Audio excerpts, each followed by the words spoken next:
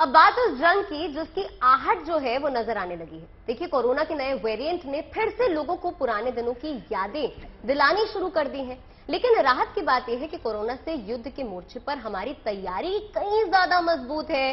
देश की करीब करीब पूरी आबादी को वैक्सीन की डोज लग चुकी है। फिर भी सरकारें अलर्ट मोड में आ गई हैं। पीएम मोदी ने कल समीक्षा बैठक की है और आज देश के स्वास्थ्य मंत्री राज्यों के हेल्थ मिनिस्टर के साथ बैठक कर रहे हैं। राज्य सरकारें भी अपने अपने स्तर पर काफी ज्यादा सक्रिय हो गई हैं। सीएम अरविंद केजरीवाल ने कहा कि दिल्ली वालों को डरने की बिल्कुल भी जरूरत नहीं है।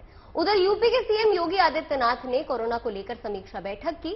उन्होंने भीड़ भाड़ वाले सार्वजनिक स्थानों पर फेस मास्क के लिए जागरूक करने का निर्देश दिया है। उत्तराखंड के सीएम पुष्कर सिंह धामी ने कोविड की रोकथाम को लेकर बैठक की है। कर्नाटक में मास्क अनिवार्य किया गया है और सभी बंद स्थानों और इंडोर जगहों पर मास्क को अनिवार्य कर दिया गया है। वहीं बात अगर केरल सरकार की करें तो उन्होंने कहा है कि किसी को चिंता करने की कोई जरूरत नहीं है। वहीं ओडिशा, महाराष्ट्र सरकारें भी पूरी तरह से अलर्ट मोड में आ गई हैं।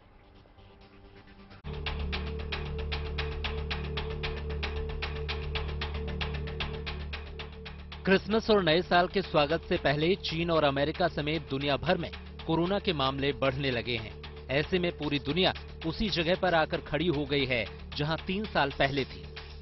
लेकिन भारत को इससे डरने की बिल्कुल भी जरूरत नहीं है, बल्कि अलर्ट रहने की जरूरत है, क्योंकि जानकार मानते हैं कि चीन और भारत के हालात में काफी अंतर है। इसलिए पैनिक होने की नहीं, बस सावधानी बरतने की जरूरत है। तो हमारी सिचुएशन चाइना के हिसाब से अलग है, बेहतर है, लेकिन इसका ये मतलब नहीं कि हम बिल्कुल कुछ ना करें। विजिलेंट रहना जरूरी है। Better to be over prepared rather than under prepared. इसलिए हमें पूरी तरह से genome surveillance, COVID appropriate behaviour और वैक्सीनेशन, तीनों चीजों पे फोकस देने की जरूरत है। हमारा सबसे बड़ा सुरक्षा कवच है वैक्सीन। भारत में कोविड वैक्सीनेशन अभियान काफी सफल और असरदार रहा। हमारे देश में बड़े पैमाने पर वैक्सीनेशन हो चुका है, जिनमें बुजुर्ग, युवा और कम उम्र के बच्चे भी शामिल हैं। इसी को देखते हुए जानकार विदेशों में कोरोना के केस बढ़ने के बावजूद लोगों को न घबराने की सलाह दे रहे हैं। हमारे को डरने की जरूरत इसलिए नहीं है क्योंकि ऑलमोस्ट काफी लोगों के अंदर नेचुरल इन्फेक्शन हुआ और फिर काफी तादाद में लोगों ने वैक्सीन लगवाया है। तो दोनों को मिलाकर एक हिब्रिड तरह की एक इम्यूनिटी हो गई है और वो मुझे लगता है कि इस वायरस को रोकने में काफी सिद्ध होगी। हालांकि कोरोना को मात देने के लिए पहले की तरह 5 हथियारों का इस्तेमाल करने का सुझाव भी सभी जानकारों ने दिया है। ये वही हथियार हैं जिनकी बदौलत अब तक आप और हम कोरोना को हराते आए हैं। ये हथियार हैं टेस्ट, ट्रैक, ट्रीट और टीका।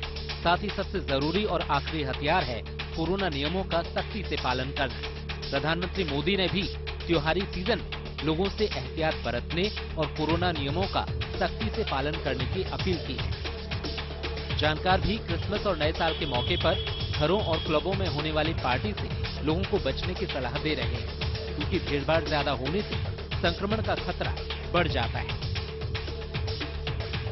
इसलिए मैं बोल रही हूँ कि पैनिक करने की ज़रूरत नहीं है, बट कॉशियस रहने की ज़रूरत है, क्योंकि आने वाले दिन जैसे क्रिसमस है, न्यू ईयर है, ये समय होता है जब लोग पार्टी करते हैं और हम अपना गार्ड डाउन कर देते हैं। तो थोड़ा कॉशियस रहना है क्राउडेड एरियाज के लिए।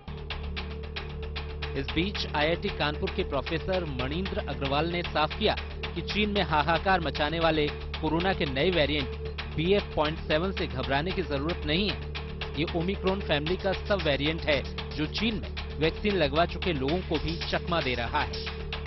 साथ ही उन्होंने बताया कि भारत के लोगों में 98% से ज्यादा नेचुरल इम्यूनिटी है, इसलिए यहाँ चीन जैसे हालात नहीं होंगे।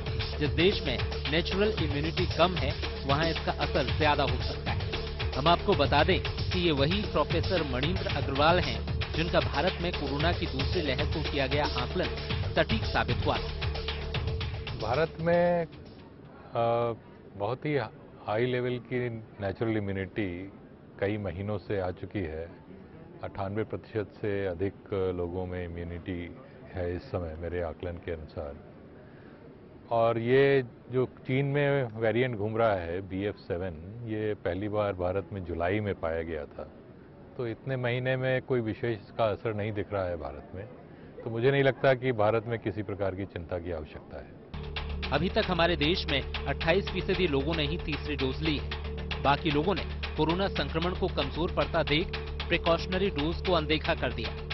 लेकिन अब फिर वैक्सीन की ढाल की हमें जरूरत है। ऐसे में बूस्टर डोज के लिए अपना स्लॉट जल्द से जल्द बुक करवाएं। मतलब कोरोना से डरिए नहीं, जमकर डटिए और इस महामारी को मात दीजिए। Bureau report, good news today.